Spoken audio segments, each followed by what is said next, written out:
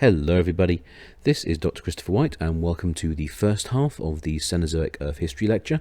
So we're going to start by looking at the Paleogene and the Neogene. So just like the previous lectures we've done, I'm going to start by looking at what was happening with regards to geology on the global scale, and then I'm going to focus in on what was happening with North America in particular. Okay, let's get going. So let's start by talking about the Cenozoic. So the Cenozoic is 66 million years in size. Now, to be clear, the Cenozoic itself is an era. So in terms of the eras that we have in the geologic timescale, the Cenozoic is actually quite small. So at 66 million years, it's actually smaller than the Cretaceous period. So, that shows you that, from a geologic point of view, it's not a huge amount of time. Now, up until recently, the Cenozoic was split into the Tertiary and the Quaternary.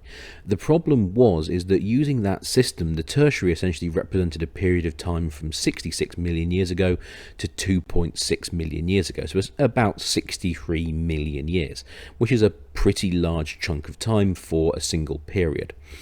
So it was decided that, the Tertiary should be split into two smaller units, and these smaller units are termed the Paleogene and the Neogene. So the Cenozoic has three periods: the Paleogene, the Neogene, and the Quaternary. Now, when we're talking about the Cenozoic, we don't actually talk about the periods that much. We actually prefer to use the epochs instead. So in terms of the epochs, there's the Paleocene, the Eocene, the Oligocene, the Miocene, the Pliocene, the Pleistocene, and the Holocene. Now, the reason we prefer to talk about the epochs is because they're smaller units.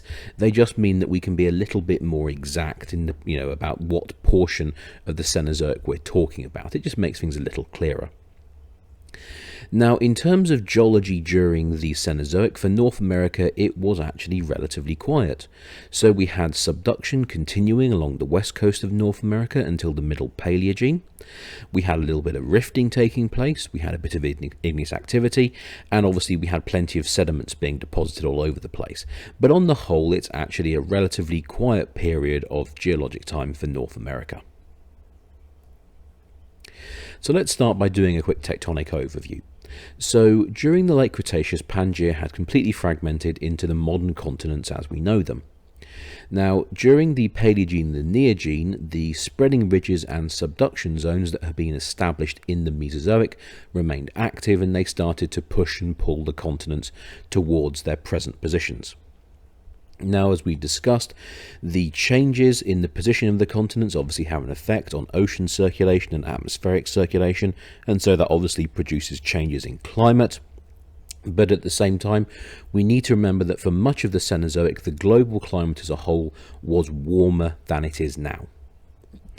So the climate in general would actually be more like the climate we're heading towards now, courtesy of global warming. So in terms of the distribution that we have, so at the top we have the distribution of the continents for the Eocene, and at the bottom we have the Miocene. So the Eocene is down here, so essentially it's the middle Paleogene, and the Miocene is up here, it's the lower and middle Neogene. So what can we see? Well, to begin with, we can see that we have the modern continents in approximately their modern position. So everything looks kind of familiar. Now, we can see that during the Eocene, there was definitely a marine transgressive event going on. You can see large portions of Africa are underwater, a substantial portion of South America is underwater. But we can see where the continents are located, and obviously we know where they're going to end up. We can see also at this point that South America and North America aren't joined together. We can see that Africa hasn't made contact with Europe yet, and India is still making its way to Asia as well. Australia's only just separated off from Antarctica, and it's beginning to work its way northwards. So if you remember, there's a subduction zone that's running all the way along the southern margin of Asia and along the southern margin of Europe here. And that subduction zone essentially is helping to pull Africa northwards, and it's helping to pull India northwards as well. And we know what's going to happen. There's going to be a collision. The collision between Europe and Africa essentially is going to produce the Alpine orogeny, and the collision between India and Asia is going to produce the Himalayan orogeny.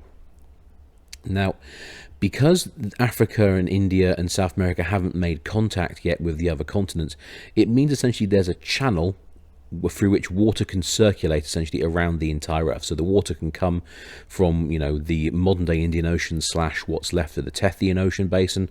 So that hot water can come from this area. It can travel along the northern edge of Africa into the Atlantic.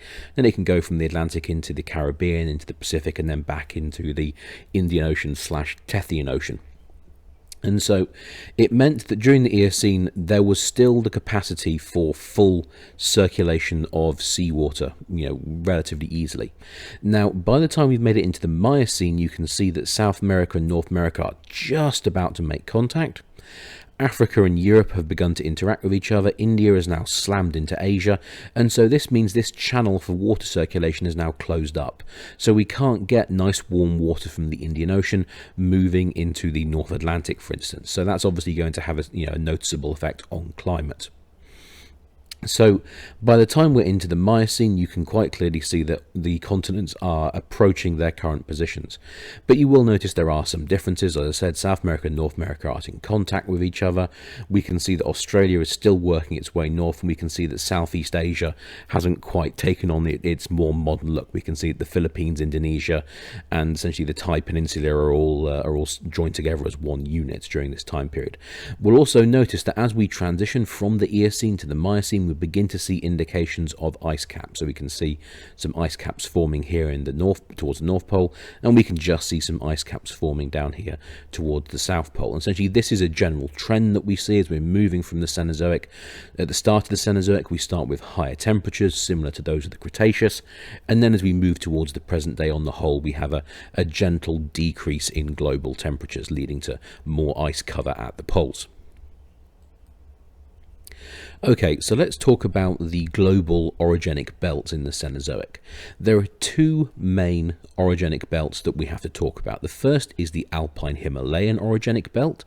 So the Alpine Himalayan orogenic belt starts over here in northwestern Africa, so over here in Morocco. It continues all the way through southern Europe into the Middle East, and then essentially into what we would refer to as the Himalayas, the Tibetan Plateau. Then it continues down the Thai Peninsula and into what we would refer to as Indonesia now. So you can see we have a more or less continuous chain of mountains coming all the way over here from Morocco, all the way over here to Indonesia. Now, these mountains are the result of the northward movement of Africa, the Arabian Peninsula and India, and its interaction with Europe and Asia. And of course, as we know, this is due to the fact there was a subduction zone that was running along the southern margin of Europe and Asia, and that helped to pull these pieces of continental crust northwards. Now, in terms of the Circum-Pacific belt, we have a belt of mountains that starts all the way over here in the southern tip of South America, continues up the west coast of South America, Central America and North America, continues across the northern Pacific via the Aleutian Islands, and then it comes down the western side of the Pacific. So we have a trench that comes down towards Japan, then it splits. We have one limb that comes down here towards the Philippines, one limb that essentially is here in the middle of the Pacific Ocean itself, and then we come around here, and then it comes down through Papua New Guinea, loops around via Fiji and Tonga, and then comes down towards New Zealand. And so in this case, this particular orogenic belt is related to ocean continent and ocean subduction. So in the case of the Alpine Himalayan belt, we have a mountain range that's resulting on the whole from continent collision. In the case of the Circum-Pacific orogenic belt, we have a system that's dominated by ocean continent and ocean subduction. So we have different types of plate convergence essentially producing these large chains of mountains. So let's start by talking about the Alpine Himalayan orogeny. So it extends from Spain through southern Europe, the Near and Middle East, into South Asia, and then eventually into Southeast Asia. So, of course, the Himalayan alpine orogeny is the result of the northward movement of Africa and India. And, of course, as we know, there was that subduction zone. That's what's helping to move them northwards. And it leads to, the collision of Africa and the Arabian Peninsula with Europe and the Middle East. And, of course, the collision of India with Asia. Now, the final stages of this closure event occurred during the Cenozoic, and it's actually still going on now. So Africa is still moving northwards, so it's still colliding with Europe, and India as well is still moving northwards as well. So the Alpine orogeny and the Himalayan orogeny are still currently active events. So you can see the band here, running all the way from, well, there's Spain over here, actually running all the way from Spain, all the way across southern Europe, Middle East, and then into South Asia, and then eventually all the way down into Southeast Asia.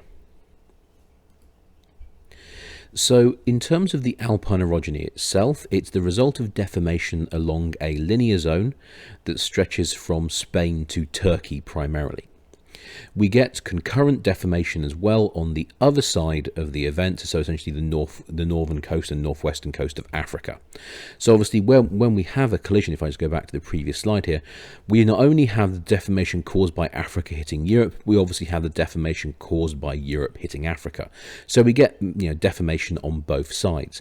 Most of it though is focused on the northern side of the collision, which essentially is where Europe is located. So most of the surface expression of the collision is going to be visible on the European continent.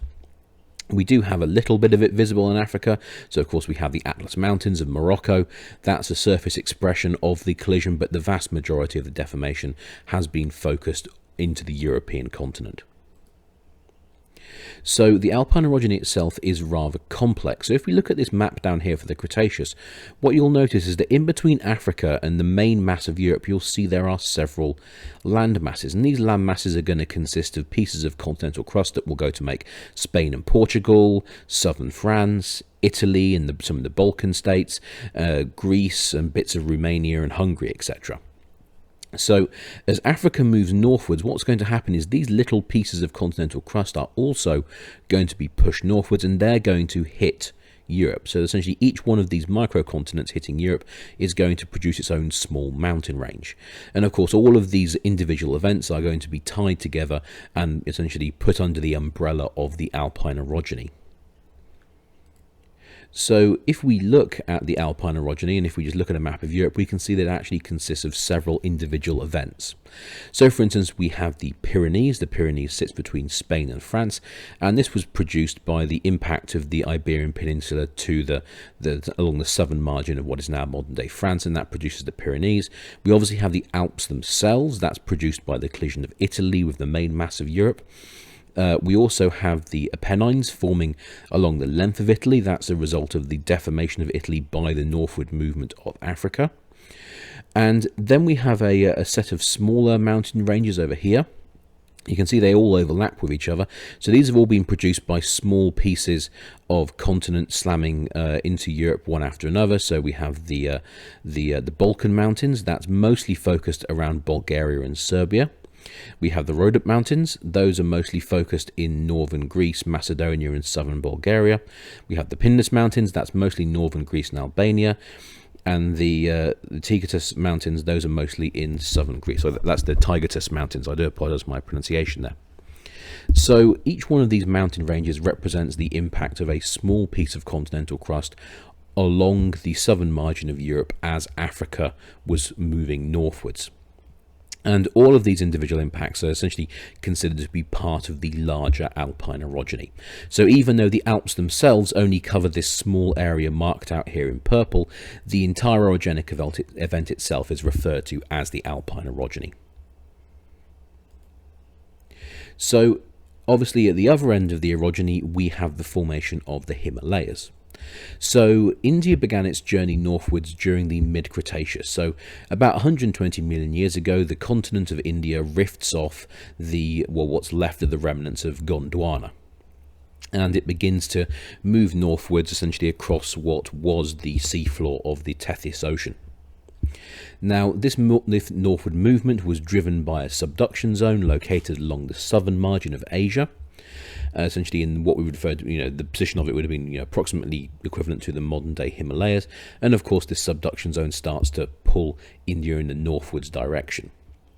Now, before the impact actually occurred, we had a situation where we had the ocean floor of the Tethys Ocean subducting underneath Asia.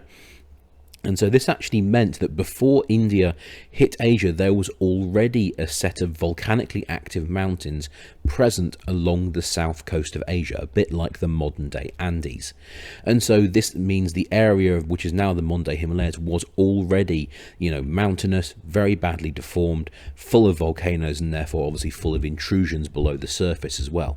And then later on, India comes in. So for a long period of time, this southern margin of Asia was an ocean continent convergent boundary, and then eventually India will slam into Asia and produce a continent-continent convergent boundary, which will produce the Himalayan mountains. Now, the Indian continent displays the first stages of deformation approximately 50 million years ago. I apologize for mucking up that sentence there. So now, the first indications of deformation aren't actually due to India hitting Asia. It's probable that in between India and Asia, about 50 million years ago, there's a small island arc. And so about 50 million years ago, India runs into this island arc, and we begin to see the deformation which results from India smacking into this line of volcanic islands. And so that's the first stages of deformation that we see on the Indian continent. Now, between 40 and 50 million years ago, so that's the early to middle Paleogene, we begin to see India's drift rate decrease from about 15 to 20 centimeters a year to around 5 centimeters per year. So one of the things that happens is about 80 million years ago, the rate at which India is moving northwards suddenly accelerates a lot.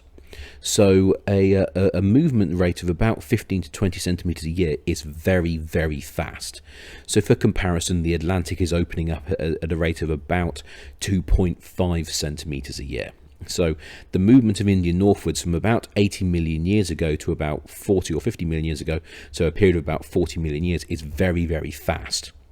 So 80 million years ago, India accelerates to about 15 to 20 centimeters a year. It's moving northwards. And then about 40 to 50 million years ago, we all of a sudden see this rate of movement decelerate very, very quickly. And so this is telling us now that India is beginning to interact with the main mass of Asia.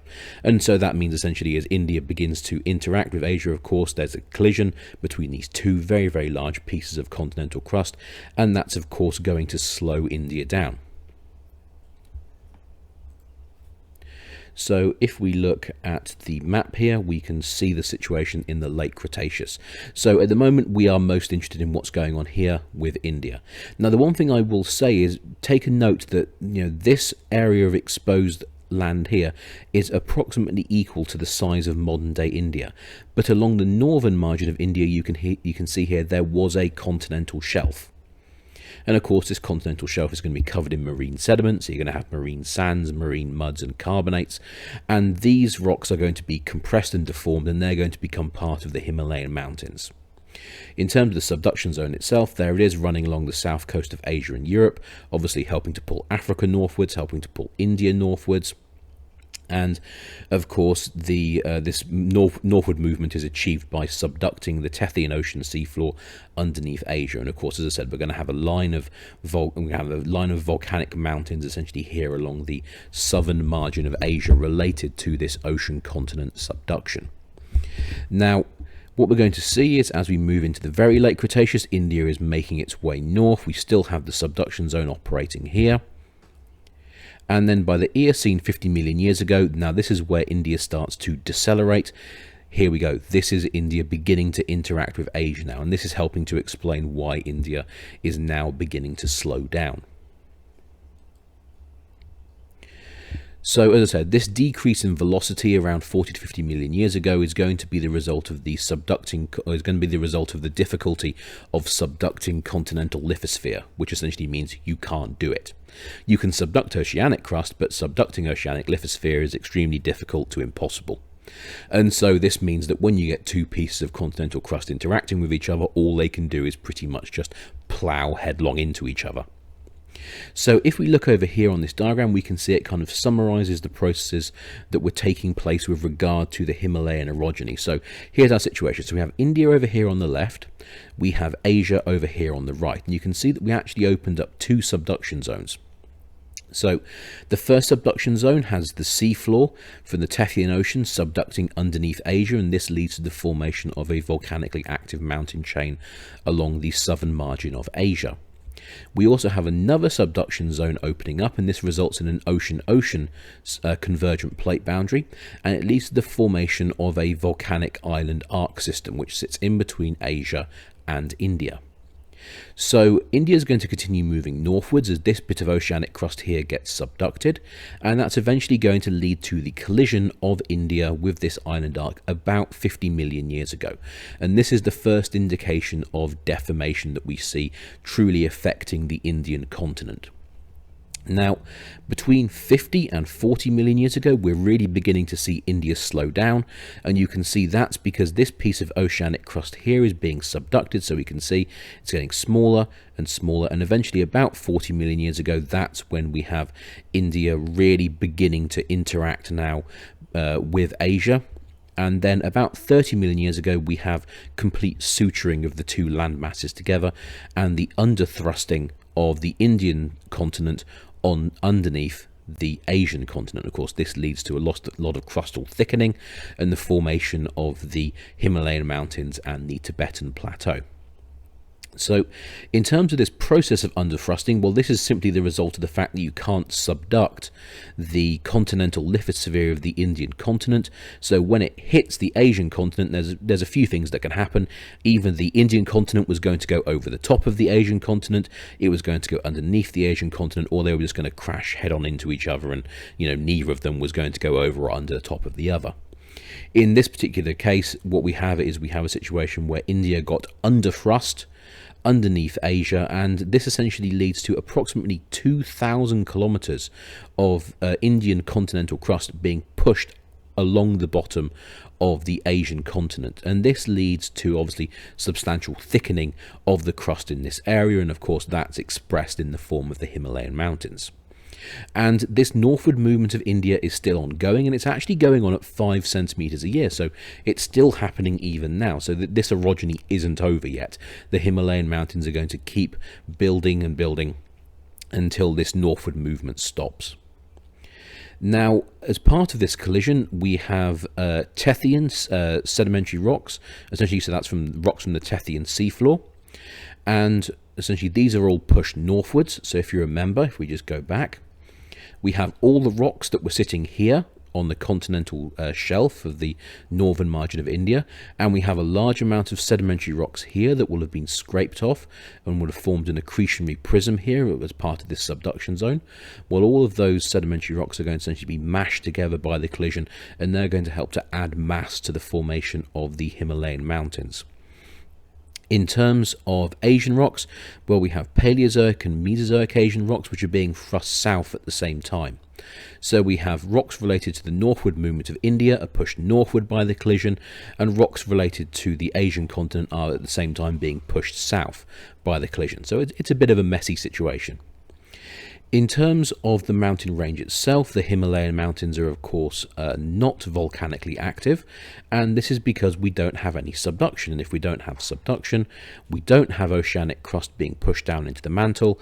Obviously that oceanic crust therefore cannot dewater, so it can't cause mantle melting, and of course this will mean that we don't end up forming volcanoes. So the fact that we aren't pushing any kind of oceanic crust down into the mantle anymore means that volcanism in the area is going to stop. There is going to be some igneous activity happening, and that's going to be right down at the base of the Himalayan mountain range, but this is not going to be related to any subduction process. This is related to the fact that we have all this crustal thickening taking place, and this can lead to the melting of the continental crust at the base of the Himalayan mountains, and so we can end up producing granites as part of this process. And so there are lots and lots of big granite intrusions forming as part of the Himalayan orogeny, but in terms of volcanoes, it's very, very volcanically inactive. There's not much going on. Okay, so now let's think about the Circum-Pacific orogenic belt. So the belt consists of orogenies occurring along the North, Central and South Americas, North Pacific, East Pacific, Southeast Asia and New Zealand. So it's a very extensive band of mountain building. Now, unlike the Alpine Himalayan belt, which essentially is the final stages of a large-scale Wilson cycle, the Circum-Pacific belt consists of orogenies which are wholly due to subduction, so ocean-ocean or ocean-continent subduction. So they're essentially part of the early stages of the closure of an ocean basin. And of course, as we've discussed, the fact we have oceanic crust subducting down into the mantle means we have the capacity to form quite a lot of magma. So obviously that means these mountain ranges associated with the Circum-Pacific orogenic belt are going to be very volcanically active. And so this is why the Circum-Pacific orogenic belt is sometimes referred to as the Ring of Fire, because there are so many volcanoes. Now, the western margin of the Pacific is a region of rather complex subduction, and we're going to run through that. There's a lot of stuff going on. In terms of the simplest portions of the Circum-Pacific belt, the simplest portion is around New Zealand, and in this area we have the Pacific plate subducting beneath the Indo-Australian plate, be it very, very slowly. So in that area, we can see what's going on quite easily. Now, in terms of Southeast Asia, the subduction process is extremely complicated. Now, this is because we actually have two major orogenic events operating in the same area. So if we look here, we can see we have the Sumatran and Javan trenches running along the southern edge of Indonesia. Of course, these are related to the northward movement of Australia, and so these are, for want of a better way of describing it, considered to be part of the Alpine Himalayan orogeny. Over here, in the northeast of the image, we can see we have a number of trenches related to the subduction of the Philippines plate underneath the Eurasian plate. And so we have two major orogenies, one essentially moving crust northwards from the south and one moving crust westwards from the east. So Southeast Asia is a complex balance of northerly subduction and westerly subduction. And this means essentially you have a very, very complex situation, and you can see that by the amount of small subduction zones operating in this area. So, this explains why this area, Indonesia, the Philippines especially, are so tectonically and volcanically active, because there's a lot going on there. There's lots of subduction processes. That means lots of magma being produced, obviously. All the pressure being put into this area by these two convergent events are also going to mean the rocks are going to be under a lot of stress. They're going to be very, very heavily deformed. And so this means in this area, earthquakes and volcanic activity are going to be very, very likely. Now, in terms of Japan, if we were to go further up the coast, Japan represents a classic back arc basin situation. And so the formation of this back arc basin is probably the result of what's referred to as slab rollback. And you might remember this term from earlier presentations. So all slab rollback is we have a piece of subducting oceanic crust, and let's say, for instance, it's subducting down into the mantle at 45 degrees. Well, let's say over time the angle of subduction steepens up, so it goes from 45 to, let's say, 75 degrees. So now the oceanic crust is diving down into the mantle at a much higher angle. Well, what this means is as the oceanic crust rolls backwards and begins to take up this higher angle of subduction, it means a small gap begins to open up essentially between the subducting oceanic crust and the continental crust that's going over the top of it. And so what happens is the continental crust or oceanic crust that's riding over the top has to extend to fill the space. So it begins to stretch.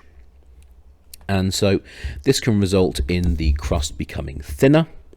And then that means the overriding plate, so the crust of the overriding plate becomes thinner.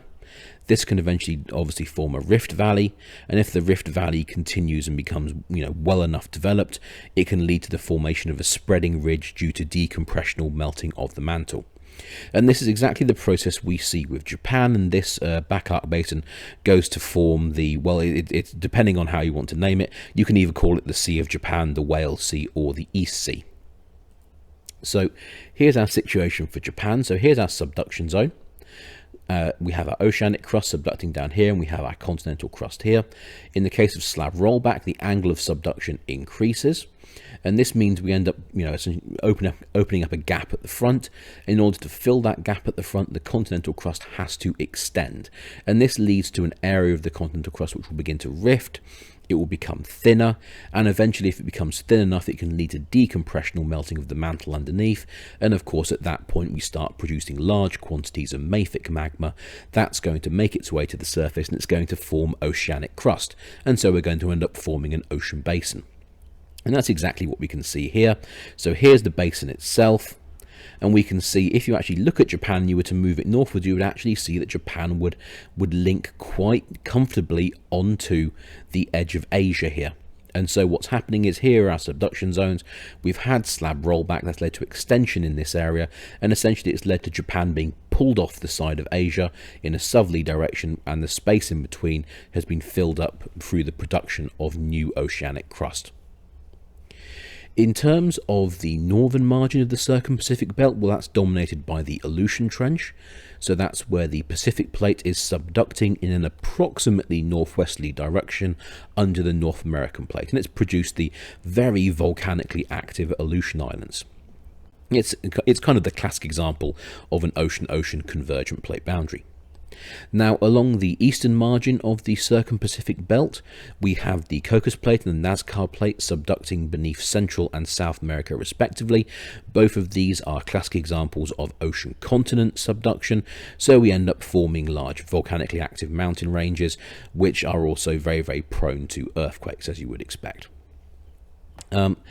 Both subduction zones, both the subduction zones related to the Cocos and the Nazca plates, are volcanically active. They're very seismically active, and they result in the formation of the Sierra Madre Mountains in the case of the subduction of the Cocos Plate, and the Andean Mountains with respect to the subduction of the Nazca Plate.